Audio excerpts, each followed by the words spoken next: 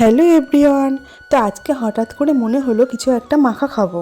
তো সেই মতো আমি আর আমার একটা বোন মিলে চলে গেলাম কামরাঙা গাছ থেকে কামরাঙা পাড়তে। তো বোনটা এক এক করে কামরাঙাগুলো পেড়ে নিচ্ছিল। তো দেখো কামরাঙাগুলো কি সুন্দর গাছে পেকে পেকে আছে। কামরাঙাগুলো গাছ থেকে নিচে পড়ার কারণে কামরাঙাগুলো থেতলে যাচ্ছিল। দেখো এখানে দুটো কামরাঙা পুরো পেকে লাল হয়ে গেছে। তো সত্যি বলতে এই কামরাঙা দুটো দেখতে এত সুন্দর লাগছিল, তো আমি বোনকে বললাম ওই দুটো পেড়ে নে। তারপরে কামরাঙাগুলোকে আমরা এক এক করে তুলে নিচ্ছিলাম।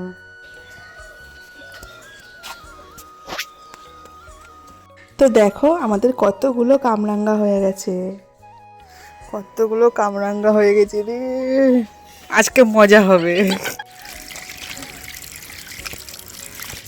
তারপরে কামরাঙাগুলোকে বোন ভালো করে জল দিয়ে ধুয়ে নিল।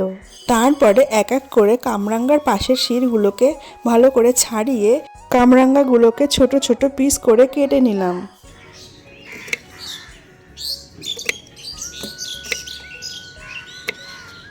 তারপরে কেটে রাখা কামরাঙ্গাগুলোর উপরে বোন একটু হালকা করে চিনি ছড়িয়ে দিল, সাথে একটু লবণও ছিটিয়ে দিল।